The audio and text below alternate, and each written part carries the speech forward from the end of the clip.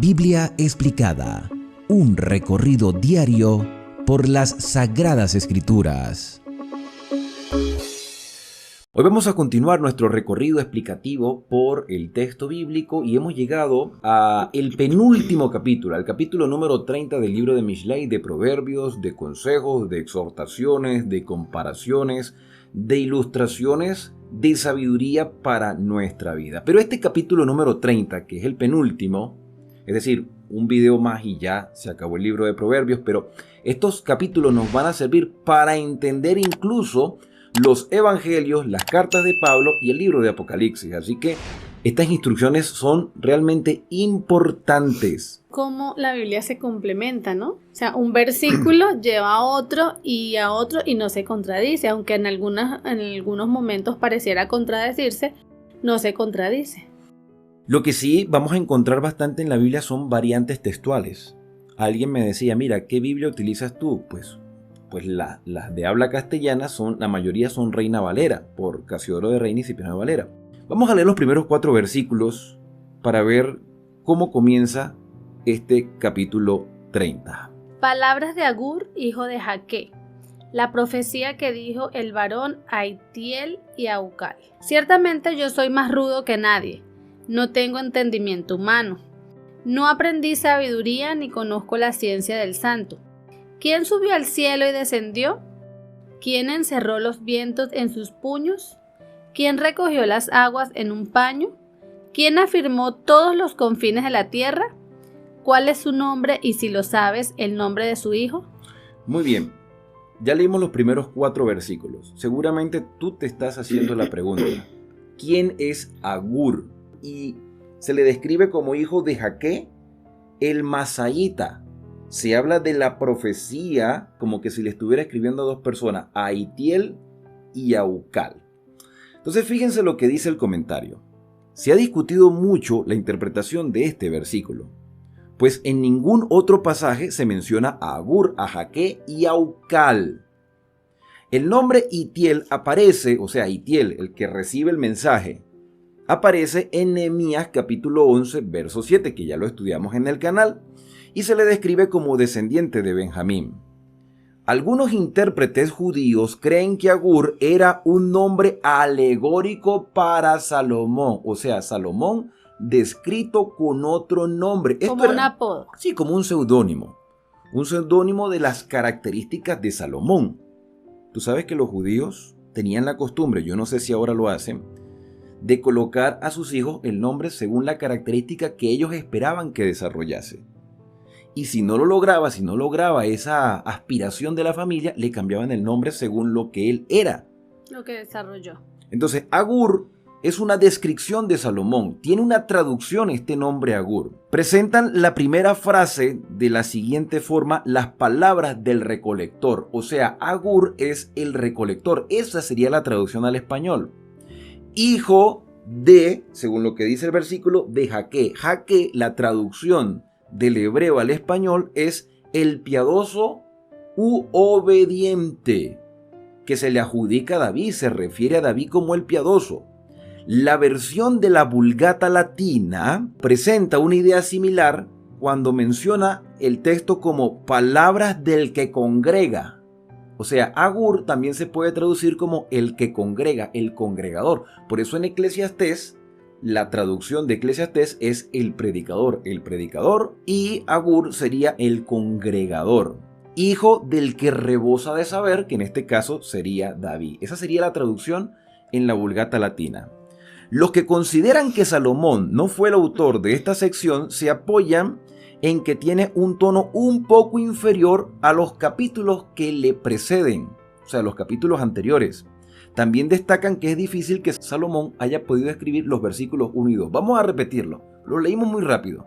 Versículos 2 y 3. Ciertamente yo soy más rudo que nadie. No tengo entendimiento humano. No aprendí sabiduría ni conozco la ciencia del santo. Claro, porque aquí el escritor dice, no tengo entendimiento, pero se supone que Salomón es el hombre más sabio. También dice, no conozco la ciencia del santo, no aprendí sabiduría. Lo que pasa es que ante la sabiduría de Dios, pues todos nosotros somos ignorantes. Por eso es que él en el versículo 3 dice, no aprendí sabiduría ni conozco la ciencia del santo. O sea, la sabiduría humana nunca jamás le va a llegar a la sabiduría divina. No se pueden comparar. No se pueden comparar. Pues esa es mi interpretación. Entonces pudiéramos decir que este capítulo habla de la grandeza de Dios en comparación con la inferioridad del ser humano. Aún los hombres más encumbrados son nada en comparación con Dios.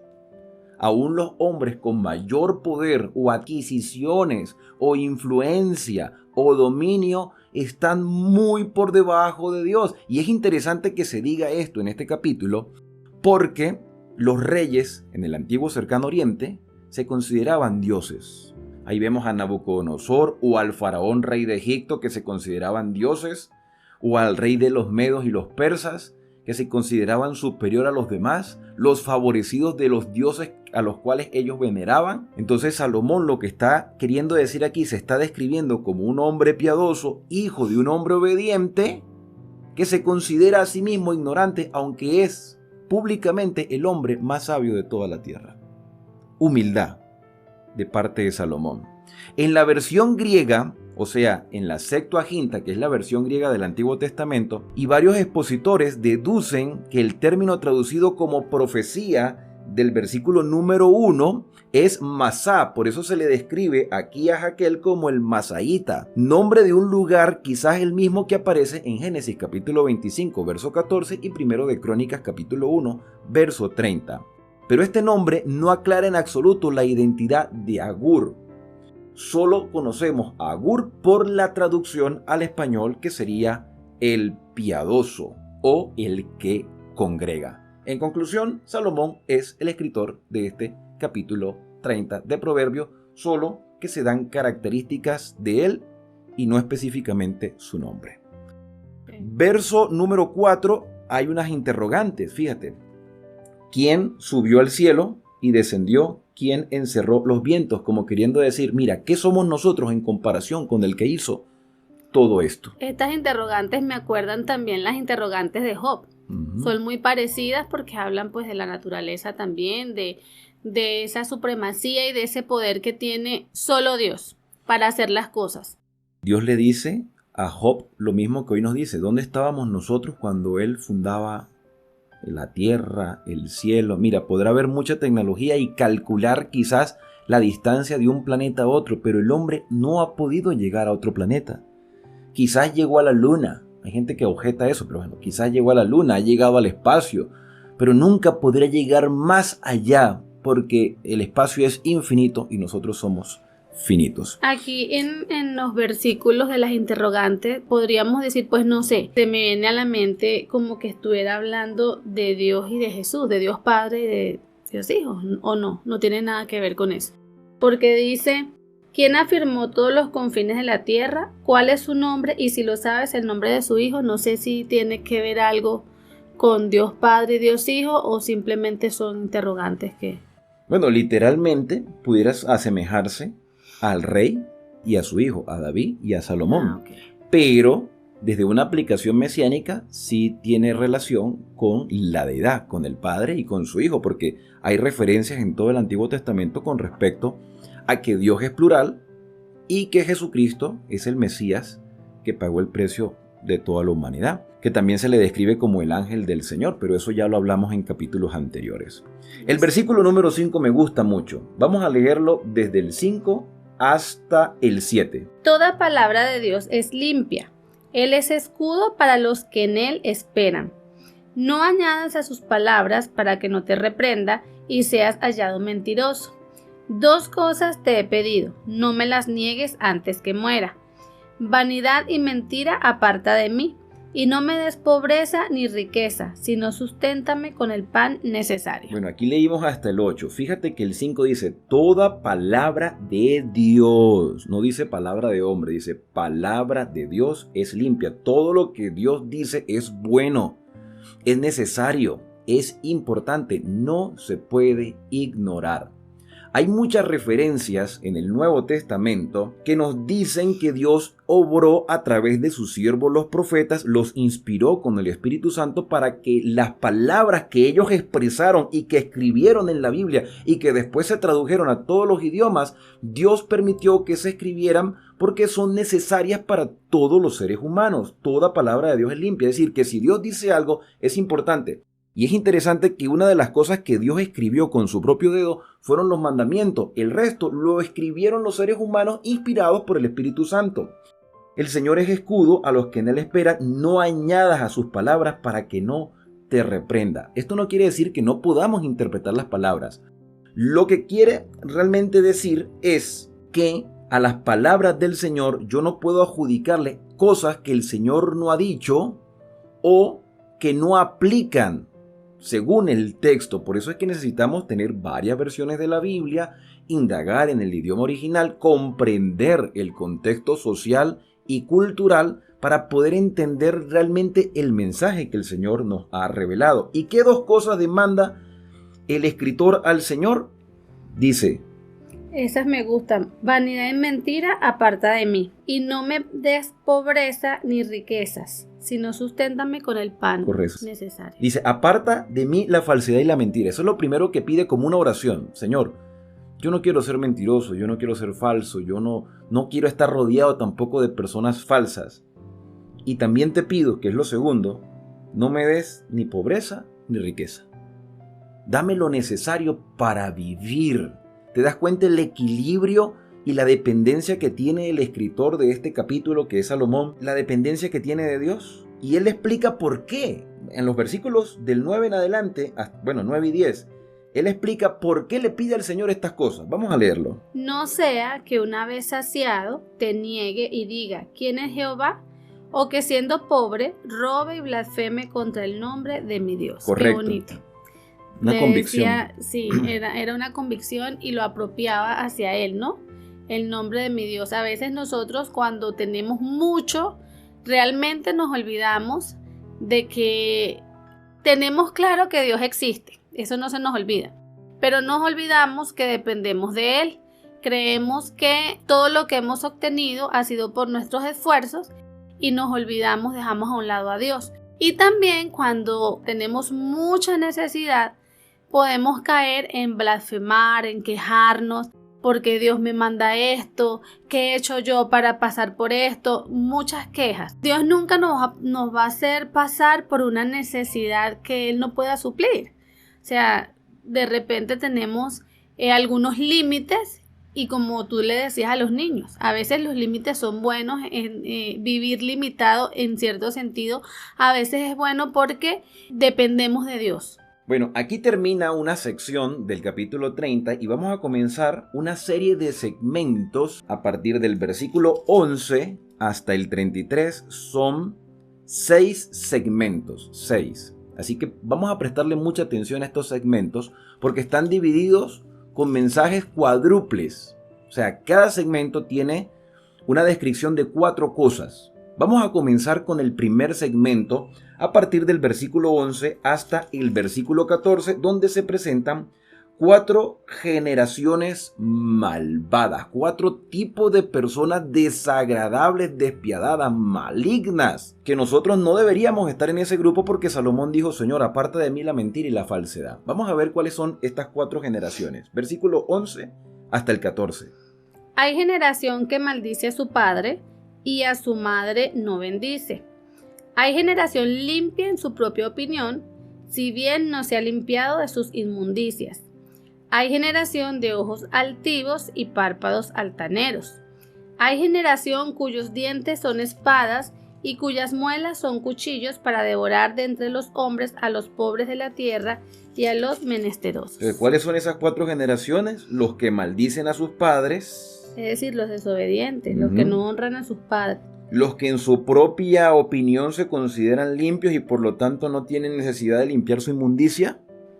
Y esto es grave en cuanto al ser humano, porque cuando nosotros entendemos que tenemos, vamos a decirlo así, inmundicia, o sea que somos pecadores, tenemos cosas que cambiar. Exacto, podemos ir ante Dios a que nos ayude a cambiar esas cosas. Pero cuando nos sentimos que somos perfectos o de pronto no perfectos, pero sí que somos los mejores, que no, no tan no tenemos malos, necesidad. o no tan malos como el común denominador. Exacto. Entonces allí es donde nosotros nunca vamos a poder cambiar porque no sentimos la necesidad de ir hacia Dios o al Espíritu Santo que nos transforme. Por eso es que Salomón se describe a sí mismo como un hombre falto de conocimiento, aunque era el más sabio, porque él está demostrando humildad. Sí, yo podré ser el más sabio en el mundo, pero soy nada en comparación con Dios. Así que ustedes no tienen nada, absolutamente nada, en qué sentirse autosuficientes u orgullosos por lo que hacen o por lo que son. El tercer grupo es el de los ojos altivos, que vendrían siendo como los arrogantes, los soberbios. Y el cuarto, los que tienen dientes como espada, es decir, utilizan sus palabras para destruir a los demás y devorar a los pobres. Bueno, esa es la primera sección. Vamos con la segunda sección de estas 6. La segunda sección va desde el versículo 15 hasta el versículo 17, que muestra 4 cosas indeseables. Primero personas. Ahora vamos a ver cosas indeseables, del 15 hasta el 17. La sanguijuela tiene 2 hijas que dicen dame, dame. 3 cosas hay que nunca están hartas, y aún la cuarta nunca dice basta. El Seol, la matriz estéril, la tierra que no se sacia de agua, y el fuego que jamás dice basta. El ojo que se burla de su padre y menosprecia la enseñanza de la madre, sáquenlo los cuervos de la cañada y devórenlos las crías del águila. En cada una de estas secciones hace como un paréntesis para darle más énfasis al mensaje, pero estas 4 cosas indeseables son la muerte o el sepulcro. Nadie quiere morir, nadie quiere irse a la tumba porque le teníamos miedo a la muerte. Parece que menos el 31 de octubre para el primero, pero bueno. Aquí dice que el sepulcro, el seno estéril, es decir, la falta de hijos en la familia, que era lo que más deseaban las personas, tener hijos. La tierra que no tiene agua, o sea, una tierra muerta. Y el fuego que jamás dice basta, porque el fuego pues consume, y aquí está haciendo una alusión al juicio. Pero en realidad el fuego, hasta que no consume todo lo que está a su paso, no se apaga. Y esto es importante porque esto lo vamos a entender aún más cuando estudiemos los evangelios. Claro, en cuanto a este versículo, pues sí, yo lo entiendo también como tú lo dices, pero creo que cuando dice de las sanguijuelas, que dicen dame, dame, y que son cosas que nunca están hartas, por ejemplo, la muerte. Todo el tiempo muere gente. Todo el tiempo hay muertos y no vamos a decir, no, ya para tal fecha no va a morir nadie, solo cuando Cristo venga. Es decir, nunca se sacia la muerte de... ¿sí? En este momento, en este preciso momento, hay gente que está muriendo y también hay gente que está naciendo. Bueno, vamos con el tercer segmento. 4 cosas difíciles de conocer. Versículos del 18 hasta el 20. Dice, 3 cosas me son ocultas y una cuarta tampoco conozco. El rastro del águila en el aire, el rastro de la culebra sobre la peña, el rastro de la nave en medio del mar y el rastro del hombre en la muchacha. Claro, porque son cosas que no se ven. No dejan rastro, prácticamente. No dejan huellas. Exacto. O sea, quizás por unos minutos nada más, pero ya después se disipan. Ya no dejan rastros ni evidencias. La mujer adúltera procede así. Come, se limpia la boca y dice, no he hecho ningún mal. Correcto, porque como no tiene marcas en su cuerpo de haber sido infiel a su esposo, pues no se le nota nada. Bueno, a menos que quede embarazada, pero de resto no se nota. Y por eso es que muchas personas viven en desorden, porque en el momento no se notan, pero las secuelas quedan. O sea, llega un momento en que ya el cuerpo pasa factura y dice, mira, por tu desorden pasan las consecuencias. Okay. Pero son cosas difíciles de conocer. Vamos con la cuarta sección o el cuarto segmento, que va desde el versículo 21 hasta el 23, que son 4 cosas intolerables. Unas fueron indeseables, otras desconocidas, pero estas intolerables, no las soportamos para nada. Por 3 cosas tiembla la tierra, y por una cuarta que no puede sufrir, por el siervo llegado a rey, por el necio saciado de pan, por la mujer aborrecida cuando se casa, y por la sierva cuando hereda a su señora. O sea, estas cosas son, a ver, tú quizás llegas a pensar, bueno, aquí hay como una discriminación porque habla de personas que están en una posición y llegan a estar en otra. Pero no es discriminación, lo que quiere decir es que, a ver, ¿cómo sabes tú que una persona es necia? ¿Cómo sabes tú que una mujer fue aborrecida? ¿Cómo sabes tú que una persona llegó a ser siervo? No siervo, esclavo. O sea, para llegar a esa condición, algo tuvo que haber pasado para llegar a esa condición deplorable. Quizás los siervos nacieron como esclavos, pero otros se hicieron siervos por su mala cabeza. Se esclavizaron ellos mismos, esperando que alguien los redimiera. El necio siguió siendo necio. Aunque se le dio la oportunidad de adquirir sabiduría, no la adquirió. Entonces, que un necio llegue a tener una posición elevada, o que una mujer aborrecida llegue a tener el señorío, sí, llegue a tener el señorío en una casa, o sea, o sufrió una transformación, hubo un cambio en su vida, o alguna injusticia se practicó para que llegara a ese lugar. Entonces son dos cosas que pueden suceder. O hubo injusticia, o la persona hizo un cambio radical en su vida. Es la única respuesta que yo consigo. Y es donde llegamos nuevamente a que solo las cosas ocultas Dios las conoce. La manera como esta mujer haya llegado a casarse cuando no tenía ningún tipo de esperanza, la manera como este siervo haya llegado a ser rey cuando tampoco tenía ningún tipo de esperanza, quiere decir que, como tú dices, hubo algo que pasó que está oculto para muchas personas, pero Dios sí lo sabe. Y por eso es que está la comparación de la sabiduría del hombre y la sabiduría divina. ¿Cómo esta persona llegó a tal lugar? Eso todavía se ve. Oye, ¿cómo llegó? ¿Cómo estos lo lograron y otros no? Y hay quienes lo ven bien y hay quienes lo ven mal.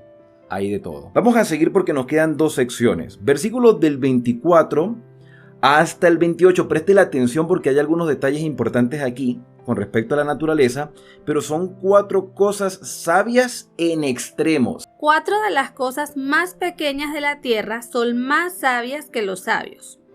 Las hormigas, pueblo que no es fuerte, pero en verano preparan su comida. Es sabia. Los conejos, pueblo que no es vigoroso, pero hacen su casa en la piedra. Las langostas, que no tienen rey, pero salen todas por cuadrillas. La araña, que la atrapas con la mano, pero está en los palacios reales. Entonces, 4 tipos de animales: las hormigas, los conejos, la langosta. La versión que tú tienes dice la araña o las arañas. La versión que yo tengo dice la lagartija. Y esto es importante porque, oye, entre una araña y una lagartija hay un trecho muy largo. ¿Qué pasa cuando hay un tipo de variante como esta? Quizás nos detenemos en hablar de esa variante, aunque el mensaje es claro. De la naturaleza podemos aprender sabiduría por la laboriosidad, porque, bueno, en realidad son animales que, aunque nadie los controla, su propio instinto los lleva a hacer las cosas. Mira cómo lo dice el comentario bíblico con respecto a la variante entre la araña y la lagartija o el lagarto. En hebreo se dice semamit, o sea, la palabra que aparece allí como araña o lagartija. Voz de interpretación dudosa que solo aparece aquí, o sea, no aparece en ninguna otra parte de la Biblia, solo aparece allí. Quizás se refiera a algún tipo de lagarto. Un ligero cambio de vocal permite traducir el lagarto es atrapado con las manos. Esta traducción guarda paralelo con el lagarto y los otros animales que se mencionan.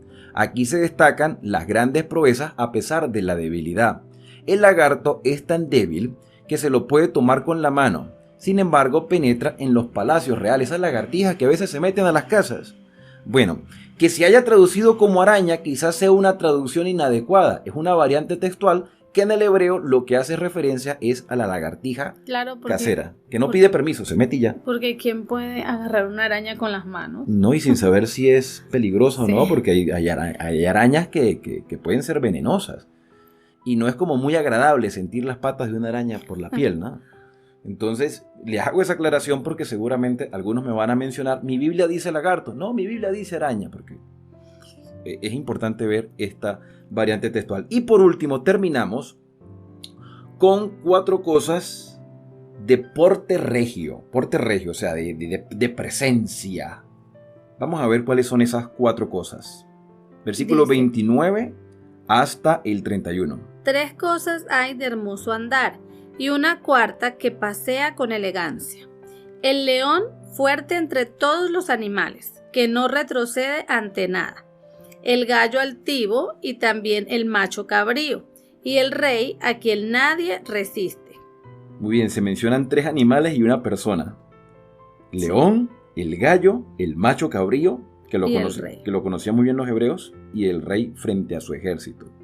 Bueno, me imagino que el rey es el que dice que pasea con elegancia. El relato termina con los versículos 32 y 33 diciendo, si tontamente te has dado importancia, fíjate que él comienza hablando de la humildad, de su humildad, y es como que le está diciendo a estas personas, si tontamente te has dado importancia y pensaste hacer mal, pon tu mano sobre la boca, o sea, guarda silencio. Batir la leche produce mantequilla, sonar fuerte la nariz hace sangrar, y provocar la ira causa contienda, es decir, causa efecto. Si tú dices palabras inadecuadas, vas a causar mal. Si haces cosas inadecuadas, vas a recibir consecuencias. Él utiliza la ilustración, la parábola. Mira, si tú empiezas a batir leche, va a salir mantequilla. ¿Sí entendemos la ilustración? Es decir, que si tú te pones a decir cosas inadecuadas, esas palabras se te van a revertir al punto de que el daño va a caer sobre ti. En este capítulo él también llama como a reflexionar, ¿no? Que no lo sabemos todo, que no podemos enaltecernos porque hay cosas que inclusive son mejores que nosotros. Incluso un mismo animalito, una hormiga nos puede enseñar sabiduría. Entonces él hace como esa reflexión en ese capítulo donde al final él da la lección. Es que vuelvo y repito lo que dije al principio, es comparar la grandeza de Dios con la insignificancia del ser humano. Para Dios somos valiosos, claro que lo somos, por eso es que Cristo dio su vida por nosotros, pero no nos creamos lo mejor lo mejor del universo, porque en realidad cometemos muchos errores. No somos autosuficientes. El aire que respiramos, la sangre que circula por nuestro cuerpo, la capacidad de ver, de escuchar, nuestros sentidos, solo se lo debemos a Dios. Nosotros, por nuestra propia fuerza, no lo hemos logrado. Este capítulo fortalece nuestra fe y nos llena de esperanza porque podemos tener la seguridad de que Dios está a nuestro lado. Bien, hemos llegado al final de este capítulo 30. Esperamos que nos puedan acompañar al final del libro de Proverbios. Antes de despedirnos, vamos a acercarnos a Dios a través de la oración. Querido Dios Todopoderoso, muchas gracias porque eres bueno para con nosotros y nos das una nueva oportunidad de seguir creciendo y aprender de ti. Que estas lecciones sean una realidad en nuestra vida y que podamos vivir de acuerdo a lo que tú nos has revelado. Son agradecimientos que hoy te hacemos en el santo y bendito nombre de Cristo Jesús. Amén. La invitación es para que puedas acompañarnos en el capítulo 31 aquí en este canal de Esperanza, así que no olvides suscribirte y activar las notificaciones. Que Dios guíe tus pasos a lo largo de todo este día.